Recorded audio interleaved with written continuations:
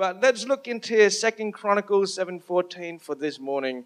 And for everyone who has been here over the last 3 to 4 weeks, we already know what this verse is. So if you already know it, you can speak it out along with me. And it just says, if my people who are called by my name humble themselves and pray and seek my face and turn from their wicked ways, then I will hear from heaven and will forgive their sin and heal their land. What an awesome passage. Have you ever found yourself sitting in the middle of a graveyard? Anyone? No? Sitting like in the middle of the night, in the middle of a cemetery, just kind of stuck there for a little while. Well, I thought that would be the response, so thank you for playing along. And there was this occasion when I was doing my national service in Singapore and I was a trainee scout. And one of the exercises that we had to do was that we had to use map grid references to find on the map where this point is and how we're supposed to get there. So we would find out where we are, find out where we're supposed to go, and using this MGR, we're supposed to track our way there. Now, you have to understand that when we were training, we were always asked to carry our full equipment pack, which was about 25 kilos. We were carrying a rifle, we were carrying this big thing on our back, we were wearing our full combat outfit. And so during this exercise, one of the things that we had to do was that the shortest route from where we were to where we needed to go was right through a cemetery. It was 9 o'clock at night. Not the most pleasant of experiences, but at the same time, if you are carrying this big pack of stuff that you need in the jungle, including a pair of trainers, just in case you hurt your foot and in the jungle need to run around in sneakers. I don't know. I don't understand it. But when you are carrying that much weight, you don't really think about, hey, maybe we should not go into the cemetery. We're like, no, we are going through there. We are going to make sure that we take the fastest route in there and out of there. And so we decided, let's go for it. We walked to the cemetery, and we found like a little hole in the fence. The only problem was that it was up a bit of a slope that was kind of eroded and all crumbly and stuff like that. But we decided we are going to do this because we are tough soldiers. So we started our way up, and unfortunately, disaster struck, and one of our sergeants rolled his ankle really badly. But he wanted to brave on like the man that he was. And for 5 minutes, he looked like a whale that was out of the sea, kind of flopping with his leg for about 5 minutes. And now we were in the middle of this massive cemetery, and we decided to call it quits. This wasn't going to work. We weren't going to carry him because we already had 25 kilos each. And this guy must have weighed another 80 kilos with another 25 kilo pack on his back. We're like, no way are we going to do this. So we decided to sit down, radio for help, and get a jeep to come, because that's what soldiers do. And so we were in the middle of this cemetery. It was probably about 9, 10 o'clock at night. It was dark. And we had to wait 45 minutes in a cemetery in the middle of the night. Maybe we should have put those sneakers that we were carrying on that sergeant's suit, and maybe he could have run out of there. I don't know, but we decided we were going to have to wait. And in those 45 minutes, it was one of the most uncomfortable experiences in my life. We were all doing the Asian squat with our rifles, and you could see that already, like Instagram pictures going to go up of this, I know this. And we were all carrying our rifles, and you could see that we were all just holding it a little bit tighter. We weren't carrying any live rounds, and I don't think if you saw a ghost, a live round was going to do anything. But we were just holding it a little bit tighter, and we were all kind of like... And it wasn't a pleasant experience. And I can tell that most people here probably wouldn't think about having a Saturday date night at the cemetery or graveyard. Is Taryn around? They're probably the most adventurous couple that I know, but even so, I don't think that they would think, hey, Saturday, great, it's a stormy night, let's go to the graveyards. Because graveyards are not nice places per se. They are not, by nature, they are a place filled with death. By nature, they are a place that is not filled with life. But yet, sometimes in our lives, we come to a place where we find ourselves a little bit stuck in a graveyard. We find ourselves in a place that we are surrounded by death. Maybe not in a physical sense, but sometimes in a different sense, maybe in an emotional sense, maybe a spiritual sense, that we are in a graveyard. And today I want to talk specifically about one type of graveyard that many of us have gone through or are going through. And that's a graveyard of what happens when God disappoints us. What happens? What do we do when God disappoints us? Are you allowed to say that, Pastor? Well, I did, so we're just going to go ahead with it. I'm going to try to dig myself out of this hole, but the title of my message today is Graveyards When God Disappoints. We all at different points in our life have encountered situations that seem unfair, and it's almost as if God doesn't care about your happiness. Have you ever been there? Now, as a child, you sometimes question, why did God place me in this family when my parents don't want to give me all the lollies that I want to eat? To maybe being a teenager that is left in the dirt when your relationship didn't just end, didn't just break up, but it ended spectacularly. With everyone's relationship status, it was just going everywhere crazy. And you're like, where is God in this? To maybe you are an adult looking after your family, being the sole wage earner and losing your job. Or making one financial decision that completely destroys your financial stability. Where is God in that? If God is God, doesn't He, by nature, allow that? But if that's the case, then how am I supposed to view this God? How am I supposed to see this God? And I want to just read from 2 Corinthians 11 verses 23 to 27.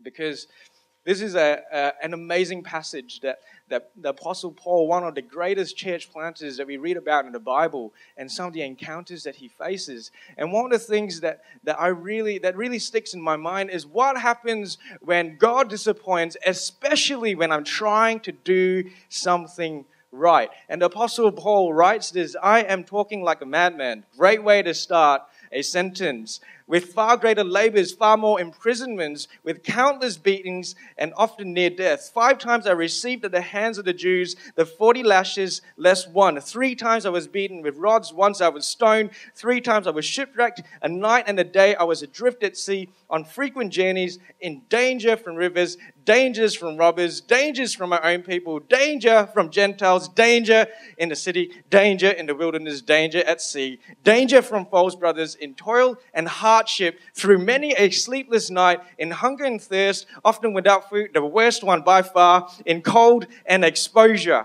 All of these things happened to the Apostle Paul while he was bringing the gospel as far as he could.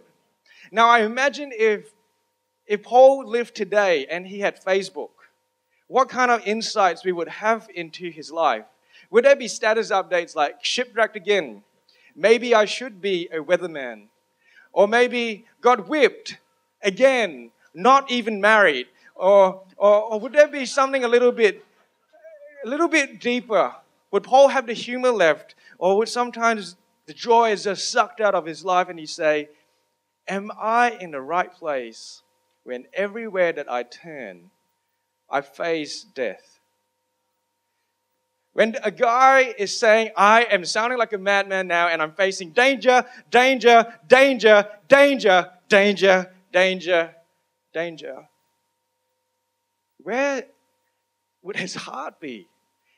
Where would it be that, how would he actually get past that point? Was he really a madman to try to push through this mission that seemed bent on trying to get him killed? Wouldn't it have been easier just to sit down and say, I've had enough?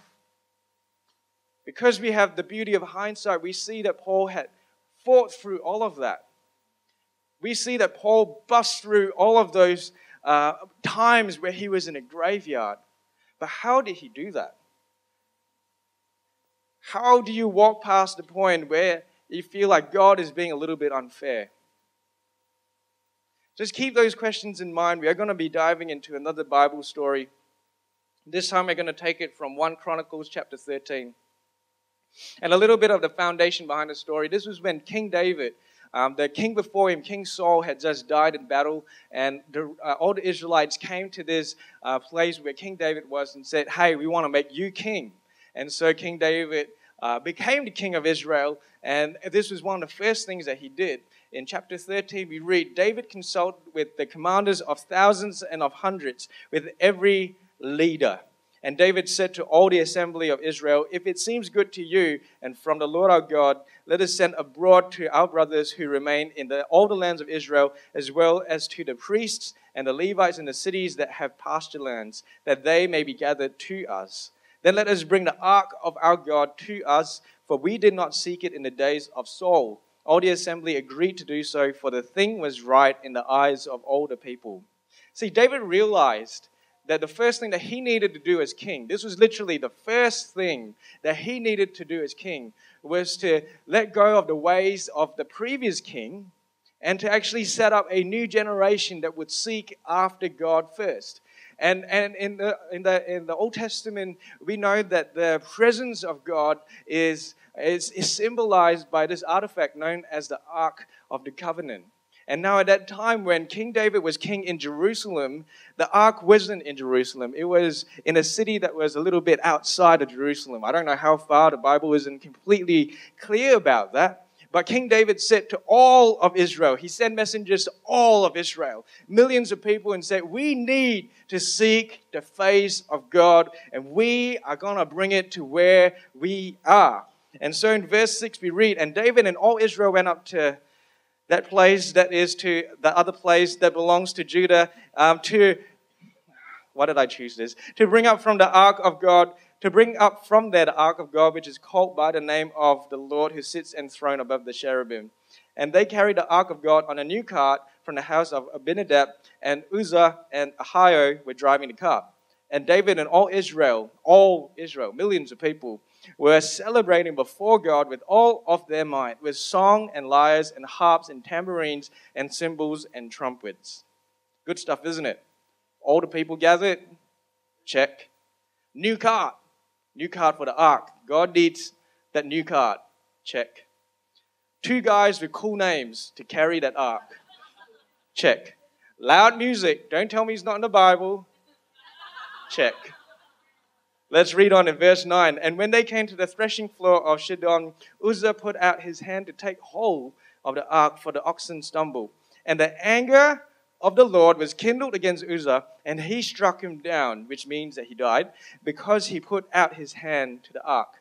And there we go. And he died there before God. And David was angry because the Lord had broken out against Uzzah. And that place is called Perez Uzzah to this day. And David was afraid of God that day. And he said, how can I bring the ark of God home to me? So David did not take the ark home into the city of David, but took it aside to the house of Obed-Edom the Gittite. What just happened here? Wasn't this a good idea? Didn't we start off with the right intentions and the right heart? We want to bring God's presence into the place where the king is ruling. And in the process of doing so, one of David's men died at the hand of God. And if you've ever been in a situation where you have done something that you thought was right, that you had the right intentions in your heart, and you carried out with it, and you experienced death, then you would totally understand what the emotions that King David was going through. First, he experienced anger, and then he experienced fear. And in the process of doing so, King David left the presence of God away from himself. He left God behind and went on home. That is a graveyard experience that I want to talk about today. What happens when you experience a death in your life, whether it's emotionally, whether it's a relationship, whether it's a job, whether it's something that you were hoping for, and you experience death, even though you set out to do it with the right heart. And what do you do then? What happens when all of that happens? Are you going to be able to continue to trust God? Because I know that in my life, that makes it one of the hardest things. If God can let me down in this way, won't He let me down again? Isn't it going to be the case that when these things happen, He can disappoint. He can let me down. How do you move past that point? And the thing is that leaving God behind is actually not a hard thing to do practically. It is not a hard thing to do. Because God gives us free choice, we are able to choose how we want to act. And the thing about us humans is that we are wired to see things with immediate consequences. And when we don't see things with immediate consequences, we kind of mess things up. And we don't really know what's going on. So we can leave God's presence. We can walk away from God. We can do all sorts of stuff in our own strength, in our own way, and we can still experience some sort of success. King David left God's presence behind for 3 whole months. 3 whole months. This is the man that the Bible describes as a man after God's own heart. A man in the Bible who wrote so many songs of praise and worship to God still had a moment in his life where he said, God, I cannot stand in your presence because I don't know how to deal with this, so please stay away from me. It is not hard to leave God's presence behind.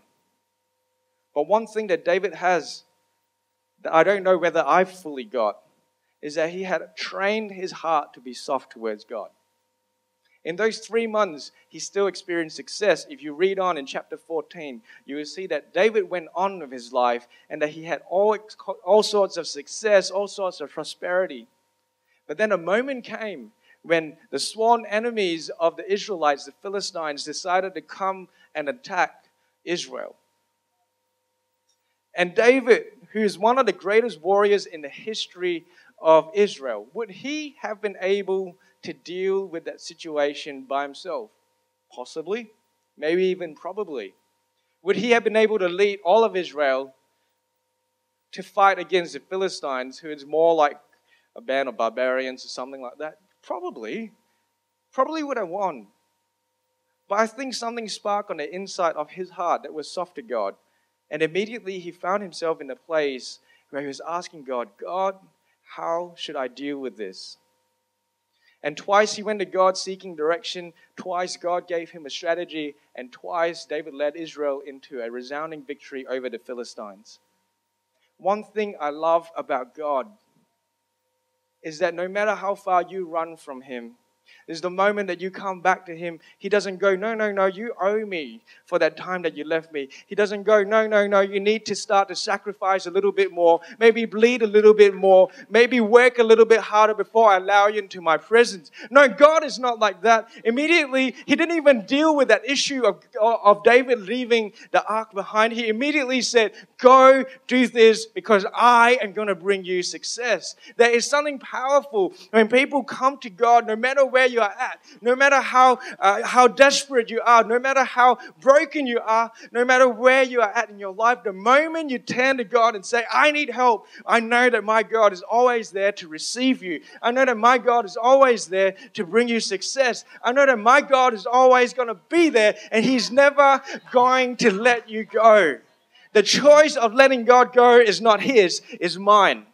And what I decide to do about God's presence is my choice because God never leaves me and God will never forsake me. So that was something that happened in David's life. And immediately after the success of beating the Philistines, he hears a report from one of his guys saying that the ark in Obed-Edom's household was blessing the household. The household was blessed. And immediately David turns and brings the ark back into Jerusalem again. This causes me to think, in the Bible, it is like a throwaway thing. It says, and David immediately went up and brought the ark of God from the house. But I was thinking this is David's first act as king. Let's bring the ark into Jerusalem. Let's bring it in. He brings the whole nation and he experiences a crazy defeat.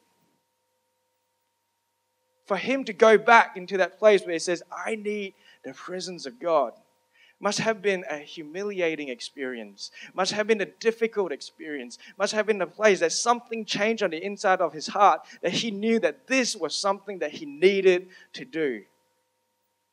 And so we see him telling all of his Levites and Israelites, he says, you are the heads of the father's house of the Levites. Consecrate yourselves, you and your brothers, so that you may bring up the ark of the Lord, the God of Israel, to that place that I have prepared for it. Because you did not carry it the first time, the Lord our God broke out against us because we did not seek him according to the rule.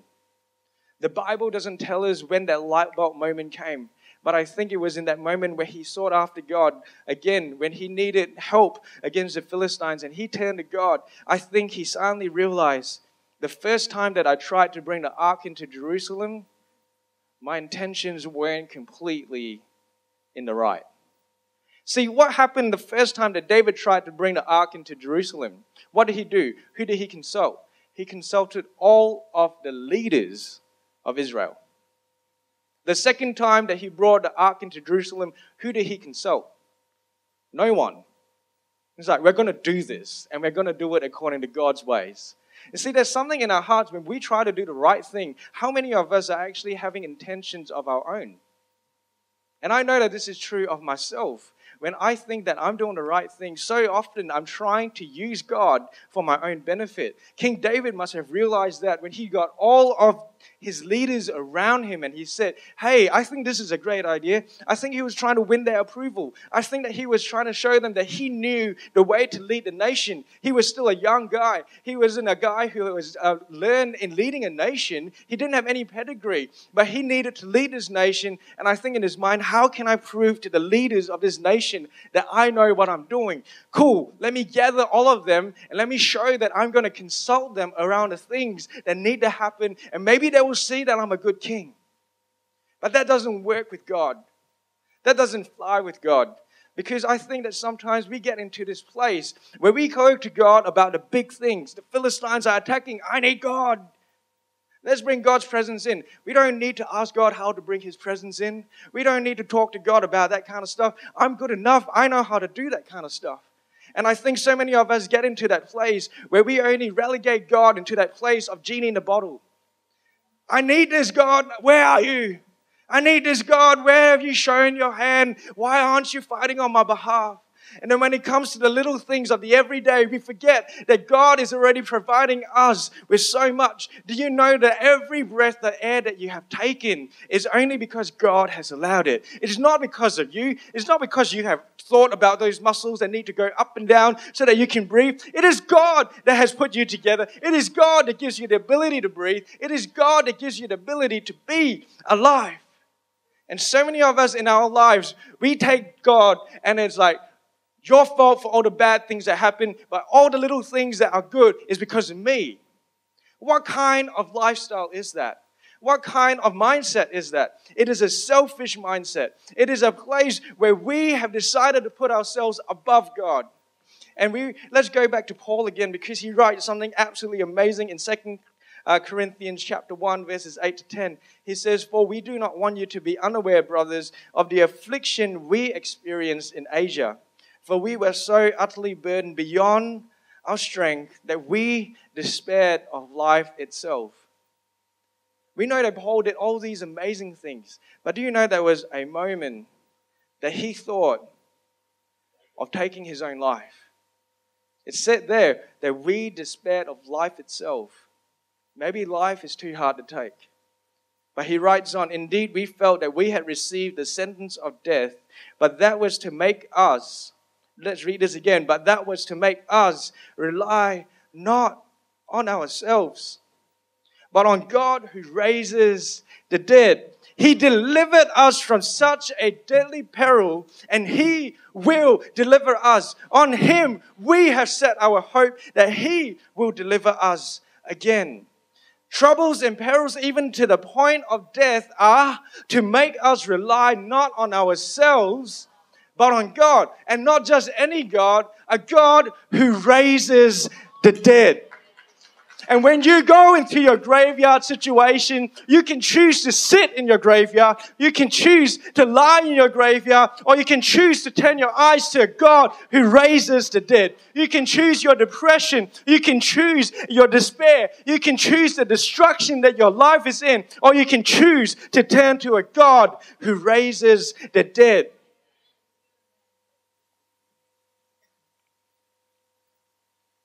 It's crazy that Paul could go through stuff that is so much worse than we could even imagine today. Shipwrecks, beatings to the point of death, rejection here, rejection there. Sometimes in our lives, the first time we come across something that is hard, it's like, oh, God has left me. God has left me. But Paul understood that those things are to teach us not to rely on ourselves, but to rely on a God who raises the dead. There's nothing that God can't do. If He can even beat death, He can beat anything in this world.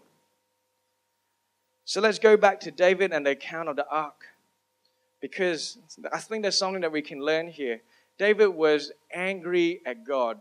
David was disappointed at God. But then in that moment, we see a whole new side of David who so wanted God's presence that he did some crazy stuff. And I think that it is a clue, is a key into how we can walk away from a place of disappointment, anger, and fear of God into a place where we are once again in the presence of God, intimate with God, knowing that God raises the dead. So what did David do?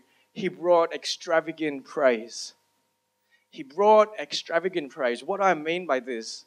He led the whole nation. Once again, he got all of Israel together. Now, I can imagine myself, if I was one of those guys in Israel under King David, I'll be like, that king led us to that place, and then someone died, and he got a bit sad, and he called the whole party off. And now he wants us to all come together again. But David was like, no, I'm not going to care about what people think. We need to do this. Let's get all the people together again. And this time, the Levites are going to carry God's presence, His ark, on their shoulders like God said to do. And as they walked, they literally walked from that place where the ark was being kept all the way into Jerusalem. I don't know how far it is, but every 6 steps that they took, they sacrificed a bull and a calf. Thousands of bulls and calves must have been sold. Must have been burned. I don't know what I was thinking there. But they were sacrificed. It was an extravagant thing. But I think one of the most instructive things in this passage was what King David did himself. He took off his kingly robes. He took off his crown. And he started to dance and worship God like he never did before. All the way back to Jerusalem. Every 6 steps. Burning, sacrificing towards God, dancing like a madman with the band going on and on and on and on and on and on. It must have taken hours, maybe even took the whole day. But David was not going to relent at this because he wanted God's presence in his life. How far are you willing to go in your praise and your worship to bring God's presence into your life? How far are you willing to sacrifice? How far are you willing to lay down your crowns and your accolades and all the things that make you you in order that God will be made number one in your life and that God will be brought into your life? How far are you willing to go? I was thinking about this. Why praise? Why worship? Why did David choose this? And I think it's because of this. When we are in our graveyards and things are absolutely full of despair, we sometimes look like this. Our heads are bowed. We're in a place of defeat and death. But when we praise God, it looks a lot more like this. Praise takes our eyes off ourselves and onto God. Praise takes our eyes off our situation and onto a God who raises the dead. Praise takes us from a place of despair and destruction into a place of hope in a God who will never let you go. And in today's world where this new generation rising up is known for how selfish and self-centered it is, How much more do we need a generation of Christians to rise up and know how to put God as number one? How much more do we need the church to rise up and put God back onto the place that He is supposed to be on? Do you know that selfishness that we see in the world has been equated with more suicide, more depression, more of all of those stuff that is just stealing and killing from our lives? And what we need to do is to stand up and to be able to say, I'm not looking to myself. I'm not looking to how I'm going to be able to turn this around. I'm looking to God who raised us from the dead. I'm looking to a God who's able to take my situation and make something out of it. I am looking to God, and I want to praise God. I want to lift Him up. And when we sing songs like, your name is higher, your name is greater, there should be something that awakens on the inside of you that says, I'm not dealing with this myself. I'm not looking to myself to make this work. I am looking to God who raises the dead. This time, this month, we've been putting things into place about a recipe for revival. We want to see God sweep through like He never did before. We want to see God heal our land. And let me tell you, prayer is so important. We've been laying that foundation. Let me lay another piece of foundation. That is praise and worship like we never have before. Why do I say that? Because in that passage it says, if I people who are called by my name will humble themselves. Praise is a humbling experience. Why? Because it is not about me and it's all about God. And the verse continues about how we need to turn from our wicked ways. And King David shows that he originally wanted to do things his way, but when he prays, he was doing it God's way. And the other thing is that praise forces us to see God's face, not our ways. Praise brings humility. Praise brings us to that place where we see God and our ways and our wants and desires to start to fade away. How hard are you willing to praise with a heart that is truly to God? I love that King David, so often in the Psalms, he writes, bless the Lord, O my soul. Let's pause for a moment and let's think about it. If David really wanted to praise God, why didn't he just say, praise the Lord, the one who is most high? Why do you say, bless the Lord, O my soul? Why did he talk to himself? Why did he turn into himself? Because there's something inside of all of you right now as I'm talking. You want to let go of all that kind of stuff that's holding you back. You want to turn to God and you want to praise God. And there's something that's going on, but your soul is saying, no, I don't want to go there. I don't worship with my hands up there. My hands are like this. This is the way that I praise because this is the way that I am comfortable. I'm not telling anyone off who praises like that. I'm not saying that. But what I'm saying is there's a heart position. A soul can stop you from truly praising God the way that you should because you are too concerned about how it looks. You are too concerned about how it makes you feel. Praise is not about you. If God is saying run around a building with your hands flying around, run around a building with your hands flying around because if that is your praise to God, let that be your praise to God. Let's look past ourselves. And it's so sad that when we read on in that account about King David bringing the ark in, and we read in 2 Samuel 6:16 to 23, David had a wife, and her name was, I don't know if you read it as Michael or Michelle. I'm pretending it's Michelle because Michael is a bit weird. And so he had his wife, Michelle, and she was in Jerusalem in the tower, and she was probably combing her hair and just making herself look pretty while David was leading the procession in. She saw David dancing without his kingly robes. She saw David being utterly shameful in her eyes. And so when David steps foot in, after praising God for hours on end, she turns to him and she says, why have you done such a thing? And this is David's response. It was before the Lord who chose me above your father and above all his house to appoint me as prince over Israel. And you see, when I read that, I saw that there was a shift. The first time David wanted to bring God's presence in with him as king. He was going to carry his robe and his crown, walk in front of the procession and say, look, I brought God in. But this time round, he says, I am prince over Israel, and God chose me. God goes first, and I'm going to be behind him, dancing my socks off, literally. And so he goes on and he tells his wife, where have I gone? I don't know. I will make myself yet more contemptible than this. I will be abased in your eyes. But by the female servants of whom you have spoken, by them I shall be held in honor. See, honor is help for those who are able to humble themselves to bring God's presence in, not as a king, but as a prince. The sad thing about this is that the Bible then records that Michelle was barren, without child for the rest of your life. And here comes the choice that is given to us as Christians today. You can choose your graveyard. You can choose to remain barren. You can choose to be without child for the rest of your life, without hope. Or you can choose to let go of all of those things and praise God like you've never praised before. You can choose to tell your soul, you are not going to get in the way. You're not going to stop me from praising. You're not going to stop me from raising my arms. You're not going to stop me from putting God as number one in my life, because your soul's going to fight against that. Your soul's going to say, what about number one? I'm number one. And it's like, no, you're not number one. You're not even number two. You're not even worth mention in the light of who God is.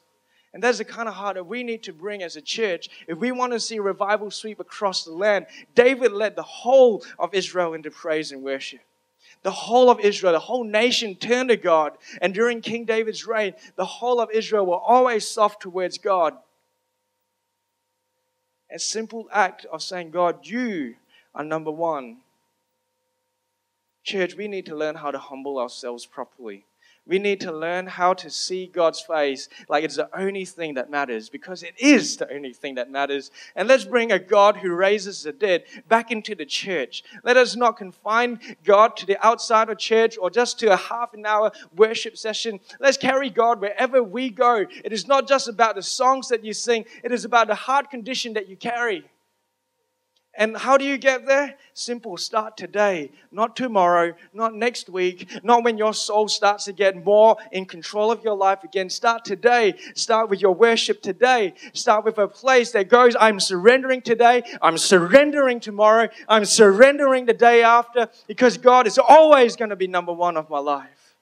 Choose whether you stay in that graveyard, childless, or choose to lead a new generation into seeking God's face.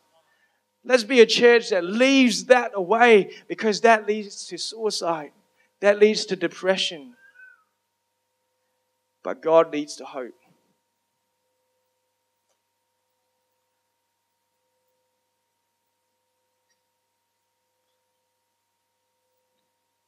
It's a little bit hard to end here, because I know that it's such a pregnant moment where people, your hearts are soft towards God.